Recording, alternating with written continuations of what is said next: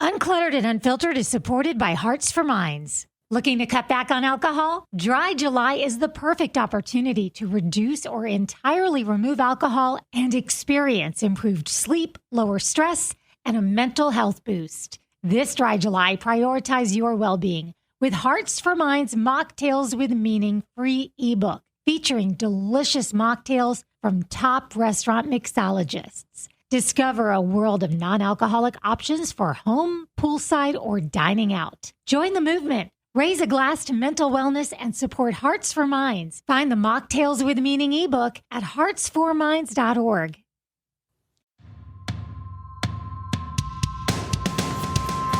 Welcome to Uncluttered and Unfiltered, the podcast urging you to let it go and don't look back. With nationally acclaimed professional organizer Christine Stone and self-proclaimed hot damn mess radio and TV personality Eden Kendall. Welcome, everybody, to Uncluttered and Unfiltered. We have a special guest we'll be introducing you to shortly. And if I say her name right now, you're going to think I'm being mean, but it's the handle she has given herself. And we'll introduce you to Amy in just a moment. Fat to Fit Amy P is what she goes by on Instagram. You're going to meet her and hear her story. It's so inspiring. Yes. But first of all, how was your weekend, Christine? I know you did a little girl time. Well, couples time. It was actually couples time. And I don't do resolutions. We've talked about this before because I don't believe they last past, a few weeks. So my intention was to reconnect with old friends.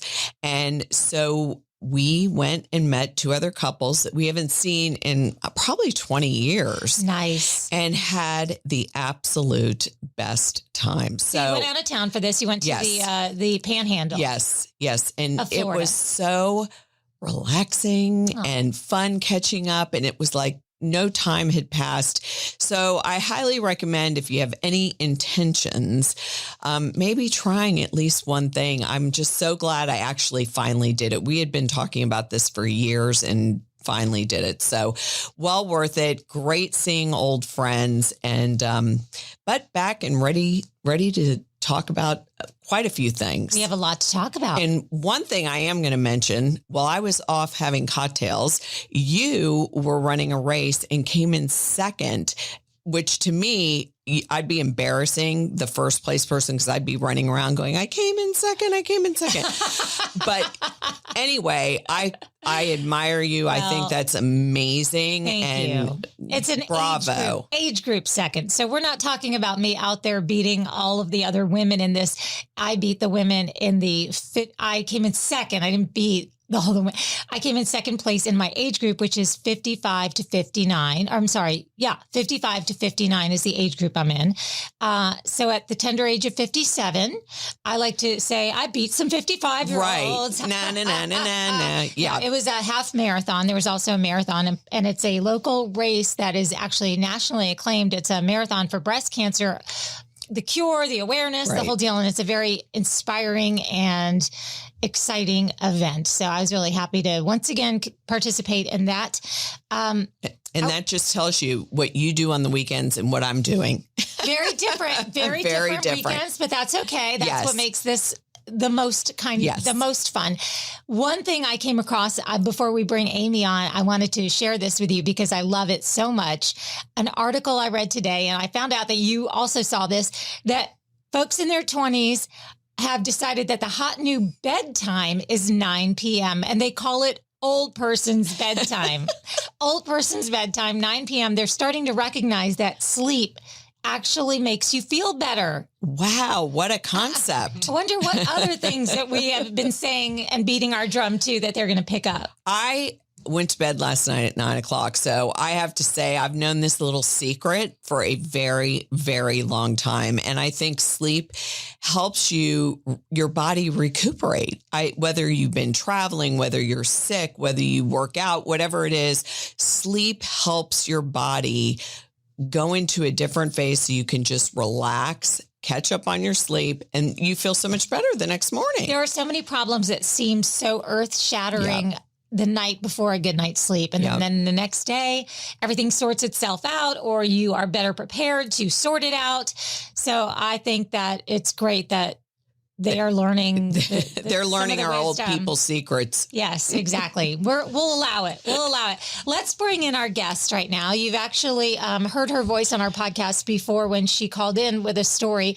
This is Amy Pattison, and Amy is a school teacher. She is incredibly fit to look at, and you'll be able to go over to our social media and see her. But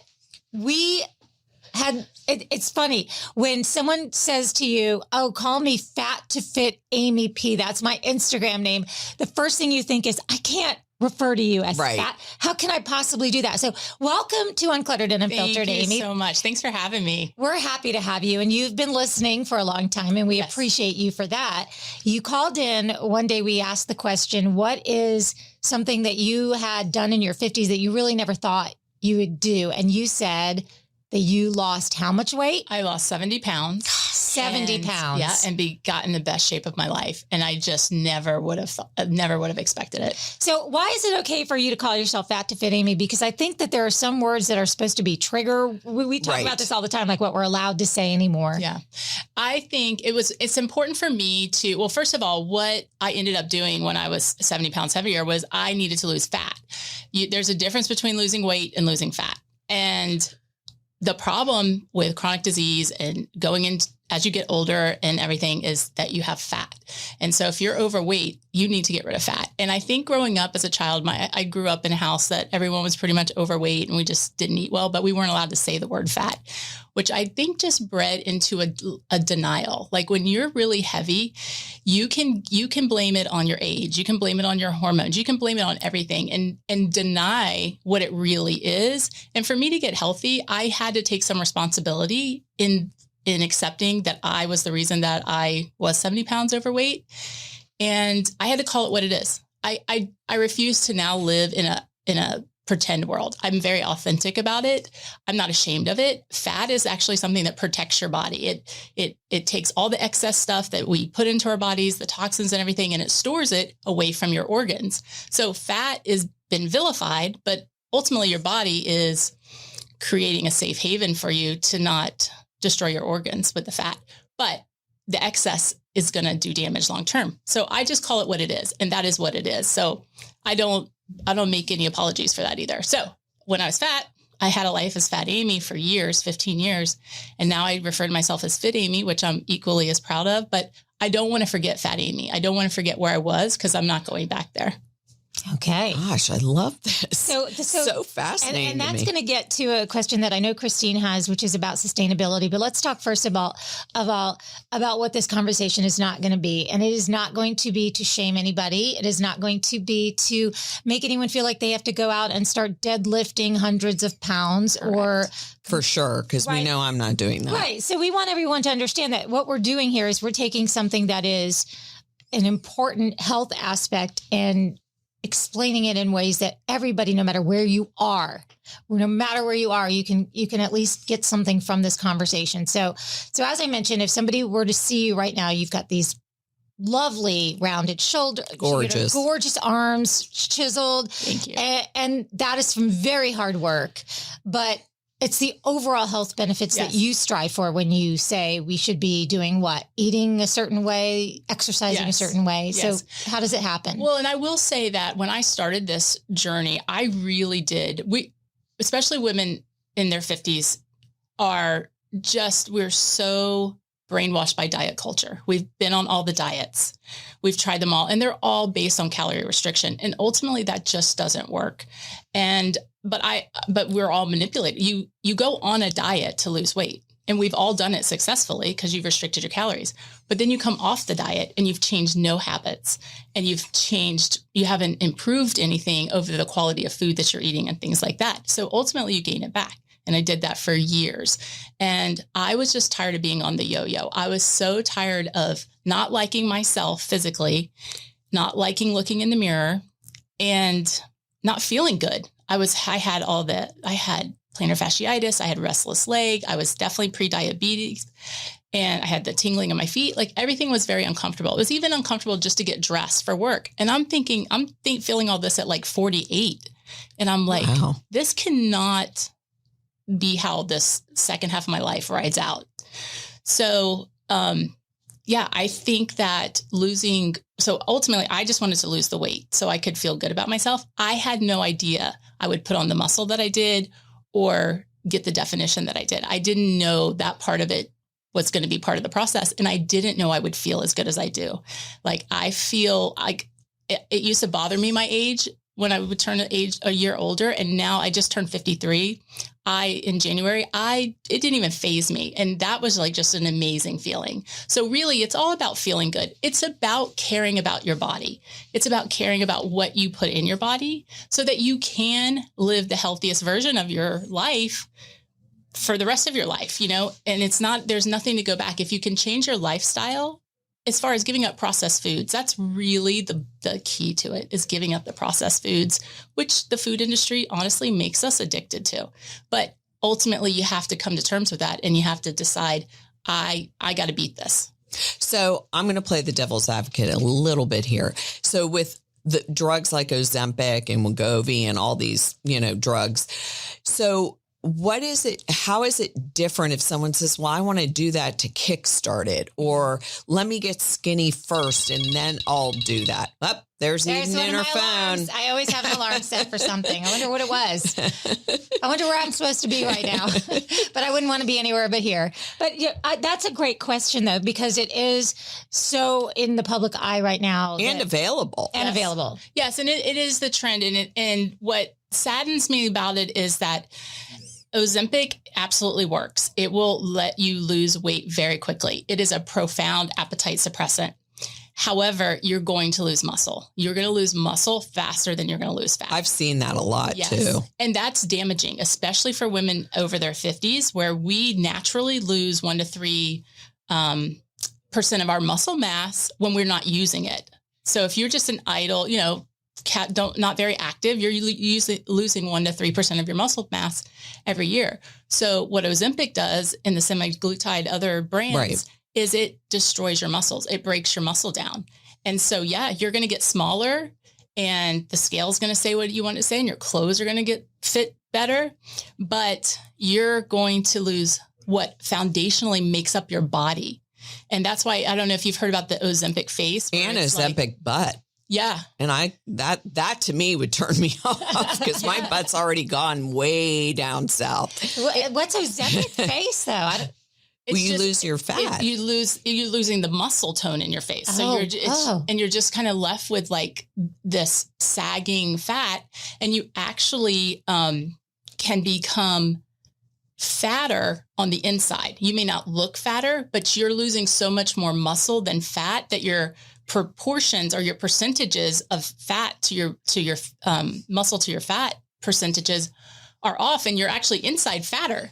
So it's not a long-term solution. I would never recommend it because I have proven myself you can do it naturally. Like I've done all of this with it. It takes time. It takes consistency and it takes a desire to want to do it. But I would not give anything for the fact that I proved to myself I could do this naturally. Right. And it's just an affirming thing. It makes you confident. It makes you feel better. Like, I don't think I've ever been this confident in my life. Like if I was thinking about this before I came in here, just looking over my whole life, to be like 53 and feel the best I've ever felt in my life and about myself, it's just like astonishing. Yeah. Was there a rock bottom point? Yes. What was it? It was, I just remember I had just, for 15 years, I can just remember 15 years of just slowly putting on, 4 to 5 pounds a year, but it just adds up. And you look in the mirror one day and you're just like, or you look in the mirror a lot of days and you're just like, this is out of control. But, again, you can make an excuse for anything. And I don't want that to sound harsh, but I had to come to terms with that.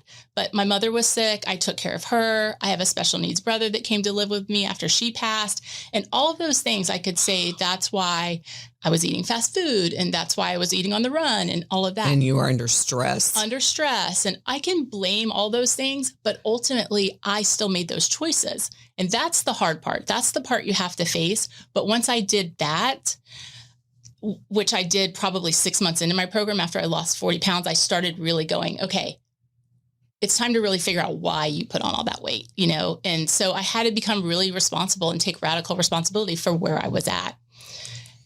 Wow. So I want to defer to Christine with some more of her questions, and then I have a few more myself, but go ahead. Well, I'm interested after looking at your Instagram. I am fascinated by what people eat protein wise, because I've been eating a lot more protein and cutting out sugar basically. Yeah. Anyway. Mm-hmm. And so what do you eat? Like, what does a day with Amy look like in the morning, breakfast, lunch, dinner, and do you snack in between? That's a great question. So part of my program is I do a lot of fasting. So it's rare that I eat 3 meals a day. I just don't feel like I need them. And I definitely don't snack. So is it like keto? It's keto friendly. It's just that keto is very high fat and moderate protein and low carb. I'm more high protein, and it's just what works for me. It's going to be different. Right. I still eat healthy fats, and I get my carbs from vegetables and fruits. I'm not a big processed carb. Like I don't do breads and pastas and things like that. I feel like I'm so metabolically healthy now that I certainly can eat that, but I'm enjoying the heck out of what I'm eating. Like I'm just enjoying the heck out of just the protein and the whole foods. So what do you eat? So take us through today, the plan, because I know you have a plan. Planning for you is a big part of it. Planning is a big part of it. So I typically, I won't eat in the morning. I'll go do my workout at 5 in the morning. And then I love working out fasted. It's just, cause when you if you go a certain amount of time, around 15 hours of fasting, growth hormone will release and you power through your workouts, and it's amazing. So I love doing that. So I don't usually eat. And then I go to school right after I get done working out and showered and changed and all. I get to school about 6:30, and literally teaching a 4th grade class, I don't have a second to myself. No. So it's so easy for me to power through, or I'm not even powering through. I'm just busy. I don't even think about food. And so when I get home, usually around 3:30, somewhere between 3:30 and 5, I will make a lovely dish of either salmon or grass-fed steak. Wait, you didn't eat lunch? I didn't eat lunch. I just go right through that. Fascinating. And that's not for everybody, but that's just, it works for me. And so I'll eat grass-fed steak or some grass-fed burgers. And then I usually will put it on a salad, or sometimes I'll just eat an avocado with it and some eggs. Sometimes I'll just do all protein and fat. And then usually like on the weekend, I'll do more of, I may have breakfast once in a while, but mostly I'm going to go until like 1 or 2 o'clock and have lunch. And again, it's going to be a steak, it's going to be veggies, and it's just going to be whole foods, which is what I love to eat. So I have one other question. So what about the woman out there that's listening that isn't staying busy all day? She's retired. She works maybe just part-time, because I find when I'm home, it's harder not to keep opening that refrigerator door. I mean, yeah, that's a great question too. Well, and fasting's not for everyone. Like fasting lifestyle, you have to build that. You have to start kind of ground zero, and you start with a little intermittent fasting, and then you can go longer and longer. But I'm not suggesting that that's for everyone. I do believe in it for fat loss, and I do believe in it for healing your body and just giving your body a break. But if you're not busy, the thing I would encourage you to do is learn more about what snacking does to your body. And the reason we get fat is not from calories, it's from insulin. And no matter what you eat, it doesn't matter what macro it is. If you eat carbs or fat or protein, when you eat something, your spikes your insulin. And what we typically do, and what we are blessed with abundance here in our country. So we've kind of become accustomed just eating whenever we want to eat. Right. So grazing all day. And I did it for years, right? You're not even hungry. You're not even thinking about hunger anymore. You're just eating because it's there. But that just keeps your insulin high all the time. And so you have this excess of insulin in your blood, which ultimately is going to get stored as fat because your body can't use all that insulin. But every time you eat, you're releasing more and more insulin.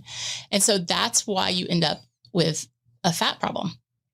Okay. So here's what I want to do. I want to take the other side of it and say, because you have been very adamant that this is not for everyone. Fasting is not for everyone. And in fact, I've heard you say that it's not the only way to go. It's more important what you're eating, right? And what you're not eating than as far as not when you're eating, because I know you're saying don't be the snacker all day long, Yes. but the workouts that you're doing, you're putting on muscle, but that's not to say that everybody who goes for a life change like this is going to come out looking muscular, Correct. right? It's not easy to put on muscle. It's not easy to put on muscle. And I'm very consistent. I mean, I'm almost 2 years into this, and I haven't missed a day at the gym yet. And that's not for everyone. I am extreme for sure. That's what I was going to say. You know, a lot of people, when you're extreme, the sustainability after you're done with looking great and losing all the weight, that's what I think people struggle with. Then they're like, I'm going to have those French fries just today. Yeah. I'll go back, and then it's just like the snowball effect. Yeah. So what is the sustainability like? Just keeping it high the whole time of what? I think it's just, I personally love the gym. Like, I find it to be a very mentally, a place to just almost relax, and I love challenging myself. And I feel like going through this transformation, I really just discovered who I was, which I think this is who I'm supposed to be. Like, I feel like I could have been an athlete all of this time, but that just wasn't the road that either my parents pushed me or I pushed myself. I accepted just traditional roles of what a girl was supposed to do. But now I feel so comfortable doing this. But as far as sustainability, the thing about fasting that I encourage people to do is, I understand it's not for everyone. It's a mental thing. Like, you have to think that you can do it.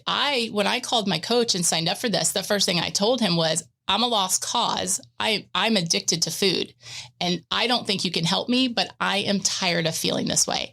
This is my last shot, because I was either going to decide that I was going to be fat and just be fat, or I was going to do something about it. I was very tired of waking up every Monday morning and starting a new diet. And then, like, Monday afternoon, something bothered me. So I ate something and I blew it. But I did that for years, and I was just so tired of wanting to be better, but not doing enough about it. So I told him I was a lost cause. I was addicted to food. I don't think I can do this. But simply what I did was, by getting accountable with somebody else, because I'd already given up on my own ability to be accountable to myself, I was now paying someone to help me be accountable, and it worked. Like, the competitiveness in me came out, and I never wanted to fail at whatever my challenge was. And I started off with a 15-hour fast or a 16-hour fast, and it slowly got more and more. But what it proved to me was I can control. I'm not addicted to food. I can control food. And so then you start opening yourself up to all the mental positivity that comes with that. And when I realize that I can control this, then I take it a step further and realize what I need to look at food as something to fuel my body, not something to just abuse because it's there. Like, I want to use it to fuel my body, to make me not have chronic disease, to make me not have diabetes, to make me have muscle, so that when I am older, I look at the sweet little ladies in the gym and I'm just like, they are precious, but I don't want to be that. I mean, they're like, some of them are starting at 70, which is great, but you've got a long way to go. Like, you're not going to necessarily get the muscle. So I feel like the timing was just right for me. And for sustainability, so fasting, to get back to your question, fasting is free. It doesn't require any time other than, it's amazing how much more productive your life became, which that was something, because prior to that, when you're planning 3 meals a day, or you're either thinking about it, you're preparing them, or you're going to the store to buy them, and you can eliminate a lot of that and just become a lot more productive. There's a lot of mental clarity that comes with fasting and all of that. So the fasting part is just understanding that you can eat whenever you want. You're not denying yourself anything. You're just delaying it. The food is still going to be there. So if you can get your mindset around that, like, I'm not missing out by just delaying a few hours of eating. So if you can get your mindset around that, then fasting becomes fairly easy.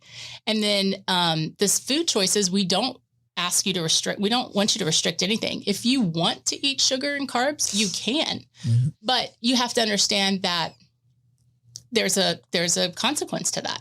You know? But sugar, so for me, I found out that was a huge, huge trigger for not weight gain, but just feeling like crap. Yes. I mean, and so I did the whole elimination, and then I figured it out on my own that sugar was just, I mean, I broke out. I mean, I couldn't sleep well. Yeah. My stomach hurt. I mean, you name it. Yeah.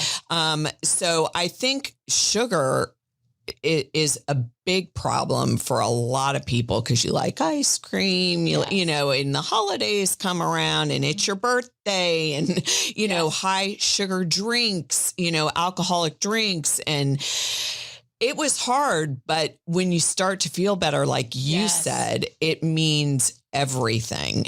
So I think really eliminating, finding out what is causing the inflammation, what is causing you to feel so bad after you eat, because it's always right after you eat something. Like everyone was eating donuts the other day. I said, those look so good. I could eat that whole box, but if I eat just even a bite, I will feel so bad afterwards. It's just not worth it anymore. Not guilty, but physically bad? Physically bad. Yeah. Physically bad. Yeah, and that's because sugar, along with processed carbs, create that insulin. Your glucose is gonna spike, but then it comes crashing down, and that's when you feel tired, and that's when you immediately usually think, I need more sugar, or you reach for the Diet Coke, or you reach for whatever it is that's gonna pump your energy back up. But it starts that roller coaster for the entire day. So that's a big thing with when you do eat breakfast. If you eat a sweet breakfast, which a lot of breakfast is cereal, waffles, pancakes, toast, all of those things, you're starting your roller coaster first thing in the morning. And you're on that all day, up and down. And when I was Fat Amy, like I drank Diet Coke like crazy to get me through the day because I didn't realize it at the time, but I'm on the roller coaster. So I'm just drinking Diet Coke after Diet Coke, which is also creating more insulin and also putting toxins in your body, which then blocks the receptors that the insulin needs to get in to put the glucose in the cells. Your cells are full. They like when you have a highly processed diet, your cells are just full. There's nowhere for the insulin to go. And that's what causes the storage of the fat. Wow, this has been fascinating. It is fascinating. What do you say to somebody listening right now who's like, this is a lot? She seems way too motivated for me. Not a lifestyle that I could jump right into. Is there a halfway? Is it all or nothing? No, it's not all or nothing. And that's the great thing about this is, again, I'm 2 years in, but we have clients that have just started, and we've got clients that are wrapping up a little over a year and a half, but it all starts off slow. And my big thing is keep it simple. And that's all I did. I listened to my coach. I executed. I didn't try to overthink it. I needed to upgrade my ingredients. I did it one ingredient at a time. I didn't clean out my whole pantry. I didn't clean out the whole refrigerator. I was no longer willing to be overwhelmed by trying to lose weight. I needed to make it as simple as possible. And there's nothing more simple than fasting, because you drink water, black coffee, unsweet tea. And you just don't eat food for a few hours. And if you really think about it, like a lot of times that we think we're hungry, are you really hungry, or are you bored, or are you nervous, or are you stressed? You know, if you really think about that. So I took it very slow. And even the first 2 months, I didn't even do gym workouts. I just walked. And because I was overweight and I needed to like kind of slow into it. But then once you start getting those results very naturally, which again, I'm very proud that I just did it very naturally. Like, I think that's huge in diet culture, because it's such a negative culture out there to restrict and to just be hard on yourself and try to do it as fast as possible. And the other key to my success was just being patient and just enjoying that process of losing the weight, knowing I'm doing it. What else am I going to do? I'm 2 months in, and maybe I was down 15 pounds, but what else am I going to do? Am I going to go back to eating processed food? You know, like it became very clear to me that this was the way forward as far as being very thoughtful about my food choices. And I wanted to keep going in this direction, not go back in that direction. What are some of the benefits? Let's talk muscle right now, because as we age, you already have said that we lose a few percentage points of our muscle mass regularly. So what are some of the other reasons why we need to be thinking about not just going for walks, even though that is a fantastic start, but maybe, picking up some weight here and there. Well, you want to, first of all, building muscle is hard. And for a lot of ladies feel like, first of all, we're so much stronger than we think we are. So a lot of clients will pick up, like they'll do 10 pounds or 15 pounds. And I know there's so much, they're capable of doing more, but that's a mental thing that you kind of have to prove to yourself. But I have to interrupt there. If you're over 50, I'm 61. I mean, what if you have like low back problems or you have neck issues? You can't just go in at 20 pounds. I mean, no, you can't, but you can progress to that point. Right. You shouldn't still be doing a 10-pound dumbbell 12 weeks in.